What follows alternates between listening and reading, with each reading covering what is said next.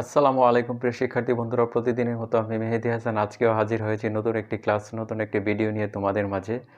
আজকে আমি আলোচনা করব জেনারেল ইলেকট্রনিক্স 1 দ্বিতীয় পত্র অধ্যায় 10 ভিডিও ডিটেক্টর, যা দশম শ্রেণীর শিক্ষার্থীদের জন্য। প্রতিদিন আমি একটা কথা তোমাদেরকে বলে থাকি যে যখন তোমরা আমার এই ক্লাসটা দেখবে এবং শুনবে, তোমাদের বইটাকে সামনে রাখবে, তাহলে কি হবে, পূর্বের নেই এই অধ্যায়টাও তোমাদের কাছে অনেকটা ইজি এবং সহজ মনে হবে। সেজন্য কথা বাড়াবো না, চলো আমরা মূল ক্লাসে চলে যাই। এই ক্লাসের কী কী জিনিস আমরা শিখবো তার কিছু অংশ আমরা হোয়াইট বোর্ডে লিখে রাখছি। তাকাও, দেখো যে আমরা কী কী শিখবো। যে ভিডিও ডিটেক্টর জিনিসটা কি, ভিডিও ডিটেক্টরের কাজ, ভিডিও ডিটেক্টরের প্রয়োজনীয়তা, ভিডিও ডিটেক্টর সার্কিট এবং তার কার্যপ্রণালী। এই জিনিসগুলো যদি আমরা শিখি তাহলে এই অধ্যায়ের সব কিছুই কিন্তু আমরা পারবো। আমাদের কাছে সব কিছুই অনেকটা ইজি এবং সহজ হবে। চলো শুরু করি। প্রথমে আসি যে ভিডিও ডিটেক্টর। ভিডিও ডিটেক্টর জিনিসটা কি, দেখো আমরা হোয়াইট বোর্ডে দেখো আমরা কিছু একটা অংশ লিখে রাখছি, যেটা একটা সংজ্ঞা আকারে। যে ভিডিও ডিটেক্টর যে সার্কিটের মাধ্যমে আইএফ সিগন্যাল হতে composite video signal, sound if এবং সিং পালস আলাদা করা হয়, তাকে ভিডিও ডিটেক্টর বলে। আমরা কি বললাম, যে সার্কিটের মাধ্যমে আইএফ সিগন্যাল হতে composite video signal, sound if এবং সিং পালস আলাদা করা হয়, তাকে ভিডিও ডিটেক্টর বলে। তাহলে শিক্ষার্থী বন্ধুরা আমরা কি শিখলাম, যে ভিডিও ডিটেক্টর জিনিসটা কি, তার একটা সংজ্ঞা। তারপরে তোমরা তাকাও যে ভিডিও ডিটেক্টরের একটা চিত্র, এটা হলো একটা ভিডিও ডিটেক্টরের চিত্র। আমরা পরবর্তীতে এটা আলোচনা করব। তারপরে আসি আমরা কি শিখব, যে ভিডিও ডিটেক্টরের কাজ। আসলে ভিডিও ডিটেক্টরের কাজটা কি, দেখো আমরা এখানে লিখে রাখছি যে সে কি করে, আইএফ সিগন্যাল হতে composite video signal, sound IF sync পালসকে আলাদা করে। এই যে আলাদা করাকে, সিগন্যালগুলোকে যে সে আলাদা করে, এই আলাদাটা করাটাই হচ্ছে ভিডিও ডিটেক্টরের কাজ। তাহলে তোমরা বুঝতে পারতেছো যে ভিডিও ডিটেক্টর জিনিসটা কি, তার কাজ কি। তারপরে আসতেছে যে ভিডিও ডিটেক্টরের প্রয়োজনীয়তা। এই ভিডিও ডিটেক্টরটা কিসের জন্য প্রয়োজন, কী জন্য আমরা ভিডিও ডিটেক্টরটা ইউজ করব এবং কেন ব্যবহার করব, সেই জিনিসগুলো আমরা কিছু একটা লিখে রাখছি এখানে, একটু তাকাও। আর প্রত্যেকবারই আমি বলে থাকি যে আমি যে আলোচনাগুলো করি সেটা তোমাদের বাংলাদেশ কারিগরি শিক্ষা বোর্ড কর্তৃক প্রণীত যে সিলেবাস অনুযায়ী যে নতুন বইগুলো, ওই বইয়ের আলোকে কিন্তু আমি তোমাদের আলোচনাগুলো করি, যাতে তোমাদের কাছে পড়তে এবং লেকচারের মধ্যে কোনো ব্যতিক্রম দেখা না দেয়। সেই জিনিসটা লক্ষ্য রেখেই কিন্তু আমি এই চেষ্টাটা তোমাদের জন্য করে থাকি। এখন তোমরা খেয়াল করো যে ভিডিও ডিটেক্টরের যে প্রয়োজনীয়তাটা কী কারণে আমাদের এই ভিডিও ডিটেক্টরটা প্রয়োজন। প্রথমে আমরা লিখছি যে টিভি ট্রান্সফরমারের ক্যামেরা ফ্রিকোয়েন্সিতে পরিণত করার জন্য, টিভি ট্রান্সফরমারের ক্যামেরা ফ্রিকোয়েন্সিতে পরিণত করার জন্য আমরা ভিডিও ডিটেক্টরটা প্রয়োজন হয়। পূর্ববর্তী মিক্সার স্টেজের ফ্রিকোয়েন্সি পরিবর্তন করার জন্য, পূর্ববর্তী মিক্সার স্টেজের ফ্রিকোয়েন্সিটাকে পরিবর্তন করার জন্য আমাদের ভিডিও ডিটেক্টরটা প্রয়োজন। তারপরে আছে হাফ ওয়েভ রেকটিফিকেশনের কাজের জন্য আমরা ভিডিও ডিটেক্টরটা প্রয়োজন হয়।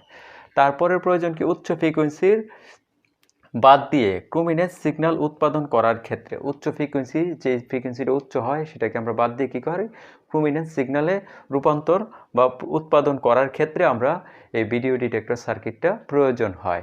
এই ছিল ভিডিও ডিটেক্টরের প্রয়োজন। আমি আবার সংক্ষেপে তোমাদের মাঝে আবার ব্যক্ত করি যে টিভি ট্রান্সফরমারের ক্যামেরা ফ্রিকোয়েন্সিতে পরিণত করার জন্য, পূর্ববর্তী মিক্সার স্টেজের ফ্রিকোয়েন্সি পরিবর্তন করার জন্য, হাফ ওয়েভ রেকটিফিকেশনের কাজে উচ্চ ফ্রিকোয়েন্সি বাদ দিয়ে ক্রুমিনেস সিগন্যাল উৎপাদন করার ক্ষেত্রে ভিডিও ডিটেক্টর সার্কিটের প্রয়োজন। এই ছিল আমাদের ভিডিও ডিটেক্টরের প্রয়োজনীয়তা। তারপরে একটা মূল টপিকস আজকে আছে কি, যে ভিডিও ডিটেক্টর সার্কিট, তার কার্যপ্রণালী। তাহলে আমরা হোয়াইট বোর্ডে তাকাই, যে একটা সার্কিট এঁকে রাখছি, সার্কিটটাতে কি কি জিনিস আমাদের আছে সেই জিনিসগুলোকে আমরা একটু খেয়াল করি। যে প্রথমে আছে এখানে যে একটা ট্রান্সফরমার, এই ট্রান্সফরমার এই অংশটা হলো ইনপুট আর এই অংশটা হচ্ছে আউটপুট। ট্রান্সফরমারের ইনপুটের এলপি মানে কি, প্রাইমারি কয়েল, এলএস মানে কি, সেকেন্ডারি কয়েল, আর মূল হচ্ছে এটা একটা ট্রান্সফরমার। আর এখানে একটা ডায়োড D1, এখানে L1 একটা ইন্ডাক্টর, L2 একটা ইন্ডাক্টর, R1 একটা রেজিস্টর, C1 একটা ক্যাপাসিটর। এর সমন্বয়ে কিন্তু আমাদের ভিডিও ডিটেক্টর সার্কিটটা তৈরি হয়। তাহলে আমরা এর একটু আলোচনা তোমাদের মেইন বইয়ের সাথে মিল রেখে একটা আলোচনা আমি সংক্ষেপে কিছু একটা উল্লেখ করেছি, তোমরা একটু খেয়াল করো কী লিখছি আমরা। যে এখানে ইনপুট টিউন ট্রান্সফরমার T1, এই ট্রান্সফরমারটাকে আমরা T1 এর বলতেছি, যে এখানে ইনপুট টিউন ট্রান্সফরমার T1 এর সাহায্যে modulated IF picture career signal গ্রহণ করে ক্রিস্টাল ডিটেক্টরে ডায়োড D1 এর সাহায্যে রেকটিফাইড এবং ইন্ডাক্টর L1 L2 এর সাহায্যে ফিল্টারিং করা হয়। এই ডিটেক্টর সার্কিটের মাধ্যমে রেকটিফায়ারের কেবলমাত্র অ্যামপ্লিটিউডের তারতম্যকে গ্রহণ করে এবং ফ্রিকোয়েন্সির তারতম্যকে প্রত্যাহার করে আউটপুট প্রদান করে। এই ছিল একটা রেকটিফায়ারের ভিডিও ডিটেক্টর অ্যামপ্লিফায়ারের কার্যপ্রণালী, যেটা আমরা আবারও ব্যক্ত করি তোমাদের মাঝে। এই ছিল একটা ভিডিও ডিটেক্টরের চিত্র, তার একটা কার্যপ্রণালী।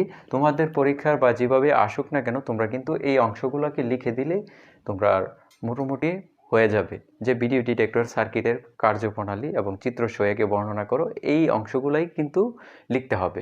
এখন আবারও আমরা বলি যে প্রথমে আসি যে ভিডিও ডিটেক্টর জিনিসটা কি, যে সার্কিটের মাধ্যমে IF signal, composite video signal এবং সাউন্ড IF সিং পালস আলাদা করা হয়, তাকে আমরা ভিডিও ডিটেক্টর বলি। এই যে সিং পালসকে আলাদা করে যে কাজটা, এটাই কিন্তু ভিডিও ডিটেক্টরের কাজ। আর এখানে একটা চিত্র ছিল, আবারও চিত্রটার আলোচনা করি। যে এখানে ইনপুট টিউন ট্রান্সফরমার T1 এর সাহায্যে modulated IF picture career signal গ্রহণ করে ক্রিস্টাল ডিটেক্টর ডায়োড D1 এর সাহায্যে রেকটিফাইড এবং ইন্ডাক্টর L1 L2 এর সাহায্যে ফিল্টারিং করা হয়। এই ডিটেক্টর সার্কিটের মাধ্যমে রেকটিফায়ার কেবলমাত্র অ্যামপ্লিটিউডের তারতম্যকে গ্রহণ করে এবং ফ্রিকোয়েন্সির তারতম্যকে প্রত্যাহার করে আউটপুট প্রদান করে। এই ছিল আমাদের ভিডিও ডিটেক্টরের সার্কিটের চিত্রসহ কার্যপ্রণালী। তাহলে শিক্ষার্থী বন্ধুরা, তোমরা এই ক্লাসটাকেও তোমরা কি করবে, বারবার দেখবে এবং শুনবে, তাহলে তোমাদের কাছে এই অধ্যায়টাও অনেকটা ইজি এবং সহজ হয়ে যাবে। তাহলে আর কথা বাড়াবো না, আজকের ক্লাসটা শুধু অল্প করে তোমাদের মাঝে উপস্থাপন করার চেষ্টা করেছি, যাতে করে এই অল্প আলোচনাতেই তোমাদের পুরোটা অধ্যায় শেষ হয়ে যায়। তাহলে আর কথা বাড়াবো না, আজকে এই পর্যন্তই। আগামীতে দেখা হবে নতুন কোনো ক্লাস, নতুন কোনো ভিডিও, নতুন কোনো আলোচনা নিয়ে। ততদিন তোমরা সবাই ভালো থাকো, সুস্থ থাকো, এই প্রত্যাশা ব্যক্ত করে আমি মেহেদী হাসান আজকে বিদায় নিচ্ছি। আল্লাহ হাফেজ, আসসালামু আলাইকুম।